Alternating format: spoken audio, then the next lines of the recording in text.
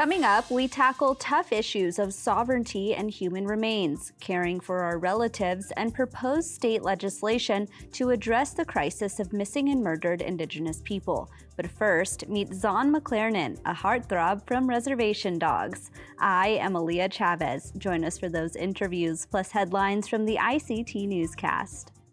Arizona State University welcomes 3,500 Indigenous students from Arizona and across the nation. It serves one of the largest populations of Indigenous students among U.S. colleges and universities. We created a sense of place for tribal nations to create futures of their own making through community outreach and research, taught by world-class Indigenous faculty where they see a reflection of themselves and their experiences. Find community at ASU.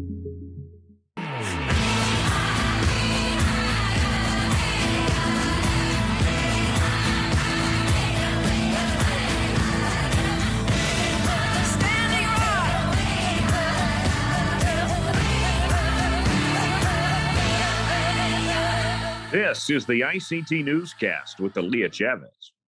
Ku'watsi Hopa. Thank you for joining us. A new report from the Brookings Institution says Indigenous people are being left behind in this economy.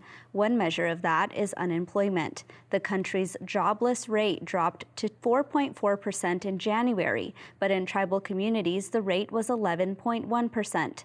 This is the first time the Indigenous unemployment rate was measured by the Bureau of Labor Statistics. And the Brookings report says this is a significant step forward for improving the visibility of Native economic conditions and helping ensure the recovery from the COVID-19 pandemic and economic shock. Mashpee Wampanoag citizen Robert Maxim is one of the authors of the report. He says he hopes more people take a look at the data.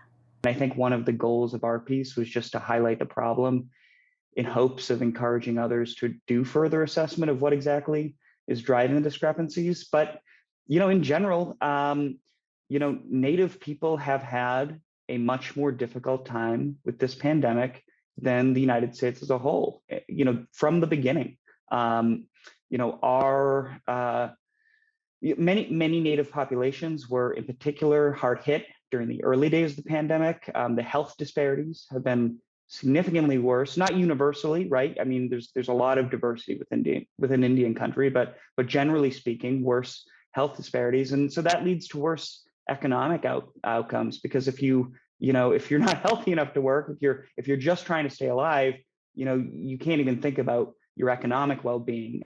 During the pandemic, the Native American unemployment rate jumped to an astonishing 28.6%, which is a level that is comparable to the national unemployment trends during the Great Depression. The Department of Interior is rejecting North Dakota's claim to the Mandan, Hidatsa, and Arikara Nations minerals. On February 4th, the Solicitor of the Interior Department, Robert Anderson, issued a new opinion in favor of the tribe and its long-standing property rights. The MHA Nation says it is pleased to see the decision upholding its ownership of the Missouri riverbed within its territory. But the state has argued that it assumed ownership of the riverbed when it became a state in 1889. And the state also says that includes the minerals under Lake Sacagawea based on the equal footing doctrine. However, the tribal nation's rights have continually been upheld through legal precedent from an 1825 treaty to a 2017 legal opinion from a previous solicitor. Mark Fox, chairman of the three affiliated tribes, says the riverbed means more to his nation than just mineral rights. The issue comes up where our river is impacted, our ownership or our connection is somehow negatively impacted. You see great emotion. It's also a symbol of our perseverance, a symbol of our survival as well. The decision also supports a case the tribe filed in July of 2020. MHA is seeking $100 million in unpaid royalties, as well as future payments from oil and gas drilling in the disputed area. Just in time for Valentine's Day, a virtual Indigenous speed friending event is taking place on February 13th. Dating in Indian country comes with its own challenges, especially when you have to make sure you're not related. And that's where organizers say the speed friending event comes in.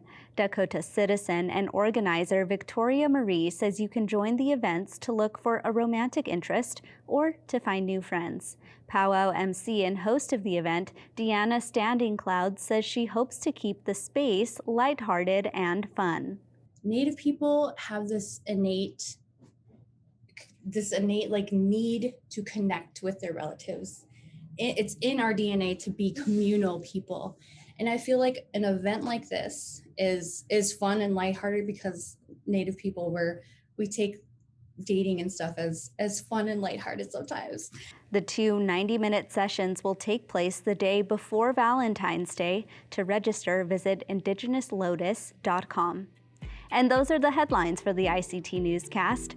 Coming up, who decides what tribal enrollment looks like, and caring for our relatives. But first, meet actor Zack Mclaren. Stay with us.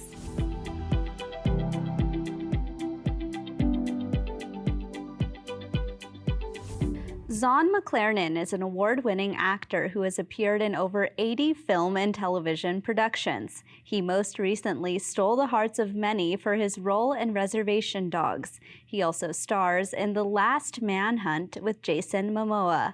I asked him how he prepares for a role. When I put my foot on that set, that I'm have done my homework and prepared and memorized my dialogue. Finding the character. Sometimes you don't find it right away. Sometimes you find it on the set, but is doing as much homework as I possibly can and be prepared when I show up to work. Just like everybody else around me, all the crew are prepared and they're doing their jobs, and they expect the actor to be prepared and do their jobs as well. Mainly it's I'll write backstories for characters. I'll write their whole family history out and where they come from, and I'll just write it down in black and white so I can look at it. And then you get into your costume, which adds another layer of prepping for that role, preparing for that role. The costume always adds a different element, and you feel more into the character. And I also use acting coaches as well. I always take my material to people that I trust and go over the material with them and write down ideas and the different scenes. I try to write out the intentions of the scene, and it's just a lot of homework. It's pretty standard with what most people do. And sometimes, like on Res Dogs, you get a chance to kind of improv, and you base characters on people you might have grown up around. And I've definitely based the character on Res Dogs big on one of my uncles, growing up around one of my uncles, and he used to call me shit ass all the time. I don't know if I could use that word on here, but he used to call me shit ass all the time. So that popped up in the character, and it was an improv, and it worked out well. So I asked Zack about being recognized. People are very positive reaction. People really like the show Reservation Dogs, and I'm just so proud of Sterling Harjo and Taika and what they've done with it, and all the writers and the producers on the show. It's just been positive. I went up to LNI in South Dakota in December, and people were just extremely responsive and laughing. It's good to laugh, obviously, and it's nice to do a character where it makes people laugh. What does it mean to be involved in Native-driven projects? It's everything that we've been working for multiple years. For 30 years, I've been in this business, to be a part of a show that's written and directed and starring and produced by Native Americans. We're finally getting a voice in this business, and it's been a long time. We've all been working at it, and we finally got our chances with Reservation Dogs, and as well as Rutherford Falls. There's another show coming out called Dark Winds, which is written by Native writers. It's based on a Tony Hillerman book, but it's a different take from Tony Hillerman, written by Native writers. So we're all finally getting to a spot in this business where we're doing everything. Crew, a lot of the crew is all Native, obviously on Res Dogs and Rutherford Falls and Dark Winds. So it's amazing that we finally have gotten here and that people are taking risks and finally allowing like Sterling and Sierra Ornelius to run television shows that are Native. They're finally, these networks are realizing that there is a market out there for this content, and we've always known that. Sure, we only make up a small percentage of the population of the United States, but we make up some. I mean, what I heard was when Res Dogs came out that the numbers on subscriptions on Hulu jumped 10 times within, like Nebraska and South Dakota and North Dakota and Arizona, where all the Indians live. And, I think FX and these networks finally realized, there is a market for Native content.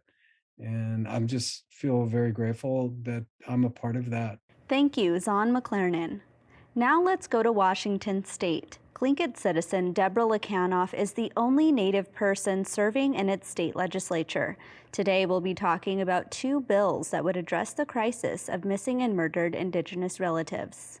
We have seen for decades that our missing and murdered Indigenous women crisis has spread not only in the lower 48, but throughout Canada and Alaska. We have had each one of us know, if we were to put a hand up of 5, that we have missed an auntie, we have lost a mother, we've lost a daughter, we've lost a sister. And these unheard screams can no longer go in the same way that we've treated this. The Missing or Murdered Indigenous Women and People alert system is going to be the first within all of our states, and we have looked to find opportunities to where this alert system removes the hand across the mouth, and we hear our sisters' unheard screams. The alert system intertwines our tribal, local, state, federal police together and our broadcasters, showing that we have lost a woman and we need to bring her back to our family. One of the issues nationwide is the difficulty to bring all aspects of law enforcement together when a relative is reported missing. It's the beginning of building a relationship. The conversation that's happening between the tribal, local, state, and federal police is we need to remove the data barriers.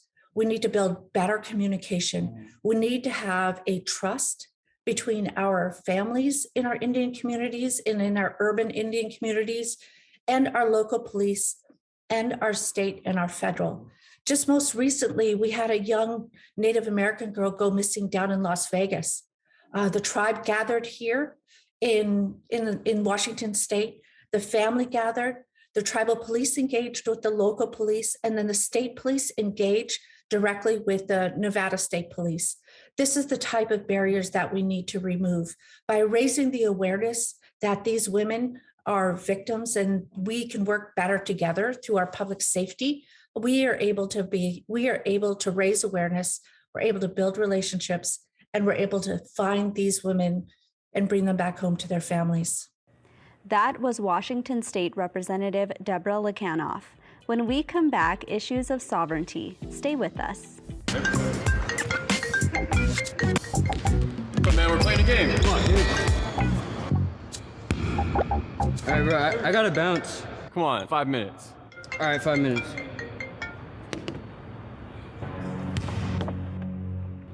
Give me your phone. For what? When I tell you to do something, you do it. Hey, hold up. This reenactment shows a toxic relationship. Besides physical abuse, Cece Hovey says some Native teens also face abuse tied to culture. And that can look like your dating partner saying, oh, you're too native, or, oh, my tribe does this, you're not allowed to do that, and that's not the way we do things. The Center for Disease Control and Prevention reports in high school, 1 in 11 females and 1 in 15 males experienced dating violence in the last year. Do you want to talk about it? Yeah, I kind of do. To help Native youth, Strong Hearts has a national hotline. We're 24/7. You can call, text, or chat us online. Strong Hearts works with the group We Are Native that produced this video asking youth to describe a healthy relationship. In closer relationships, I want somebody that I can trust, that I can give things to them and get it back safely. As you're not alone, and we will listen without judgment, and we're here to help. In Phoenix, Patty Thalahungva, ICT News. Instead of getting ready for the holidays, several individuals faced eviction notices. Why? The Newscast tribe disenrolled 306 tribal citizens based on historic records. 63 of those people live in housing owned by the tribe. It is traced back to one individual who was enrolled decades ago but isn't listed on the tribe's 1942 census. Those on the chopping block have asked the United Nations to intervene. To help us understand this complex issue is John Tasuda III. He's the former senior counselor to the Secretary of the Interior and Deputy Assistant Secretary of Indian Affairs. It's very complicated, and in full disclosure, this issue was going on while I was at the department. It's very complicated, and so, it's also difficult to deal with because we oftentimes, in a good way, try to infuse policy and law with cultural elements, to make them good for a community. In this case, we have cultural elements, that are affecting the policy, but in a bad way this time. So, these are very difficult. It's obviously hard for folks, on different sides of the issue. So, they're complicated. Involving the United Nations in tribal issues like this is rare. As we know, they don't really have any legal standing here for the federal government and its interaction with the tribes. But if you would sort of analogize it to the court of public opinion, obviously, they bring a lot of attention with that. And one of the challenges, though, when you bring UN into discussions on United States Native policies, is that the UN often takes not a tribal focused, but more of a people focused approach. That is, they try to protect peoples. And if you look internationally, there aren't that many countries that have the protections for tribal governments, that we have in the United States. And so that is something that, oftentimes the UN people are approaching things from a different direction. And when I talked about policy and culture, that's one thing. They're sort of weighing in on the culture side of it. And again, that brings a lot of attention to it. And they certainly point out, facts that would be great for consideration by policymakers. But they don't really have any standing on the policy front. And that's where the most difficult decisions are. As sovereign nations, tribes determine who is an enrolled citizen. What does this look like on a broader level? One of the most cherished federal policies that we have is the independence of tribal government. And a big part of that, as it is for any sovereign, is determining for itself who its citizens are, who are going to be the members who get to participate and be protected by that government. And so, on one hand, we often use that sort of as a shield to protect us from state government, from federal government, et cetera. And we really cherish that independence. Sometimes it becomes a sword. In this case, looking internally, this tribal government exercising its independent ability to determine membership is making cuts to that membership. And so, again, on the policy side, that's a little separate. You mix in the cultural side of it. It sometimes seems hard to accept that you're going to exclude people who have been longtime members of your community.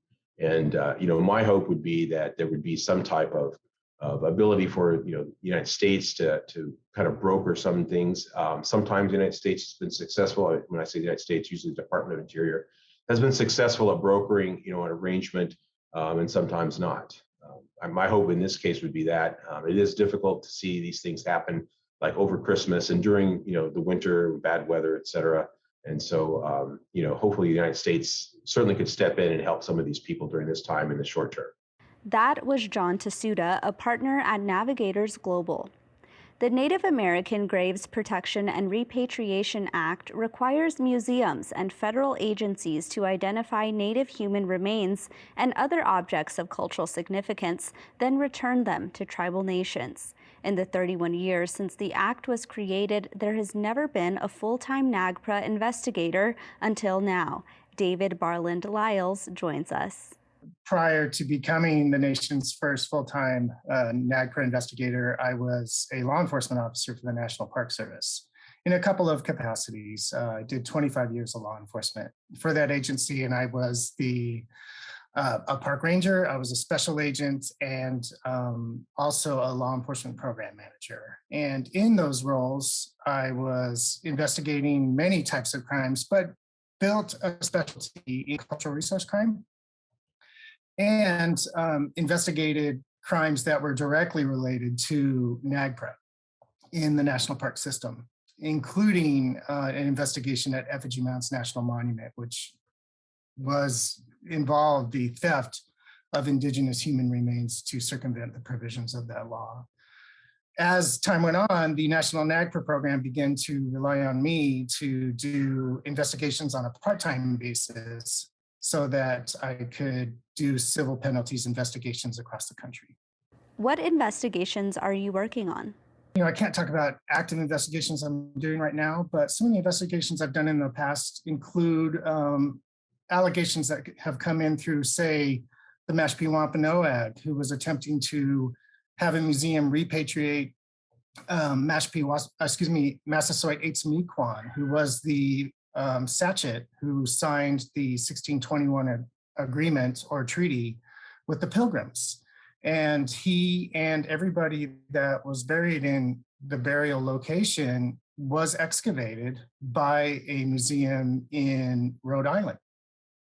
And they had never repatriated it. So I did that investigation, which revealed that they were subject to the provisions of the law because they have accepted federal funds. And indeed, that led to the repatriation of Massasoit Aitzmequan and all other 41 people that were in that cemetery. Barland-Lyles is not a tribal citizen, and many of the issues that he deals with are very sensitive. It's designed to restore Indigenous human and civil rights. And so as a non-Native person, I find that it's just a humbling responsibility to assist with the restoration of those Indigenous human and civil rights. So many tribal partners that I work with, as I do these repatriation investigations, have let me know that sometimes their people would be harmed if they were doing these types of investigations.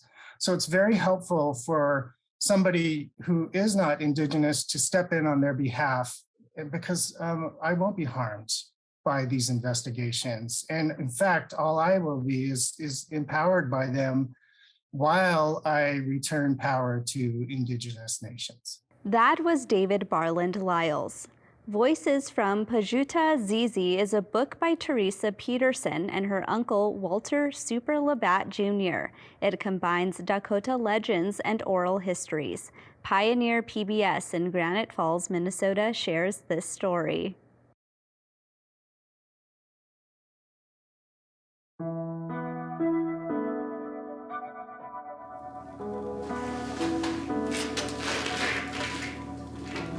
Well, if I really had a big ego, I would say I'm Ikchewichashta, which means a common man, but that no longer has that meaning anymore. Ikchewichashta used to mean, I'm just a common man, but people take pride and say, well, I'm just a common man. And I always kind of laugh at that. I got started 32 years ago when I made a big change in my life. I sobered up.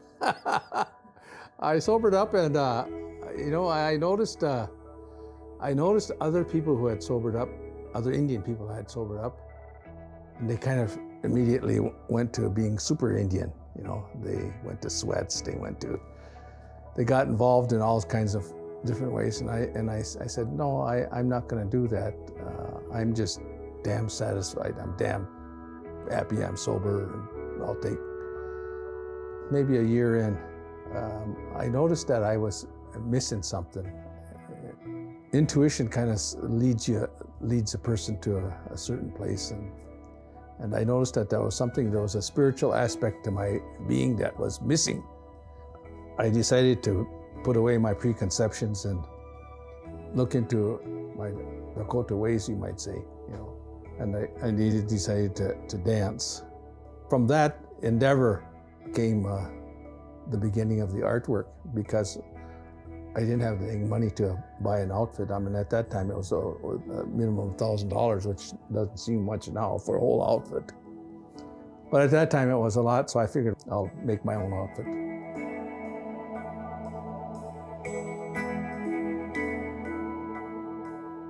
And surprisingly, my first beadwork was pretty good. I was really satisfied with it, in fact.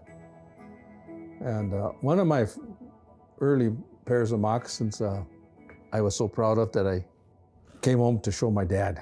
He was actually getting kind of emotional. He was on the verge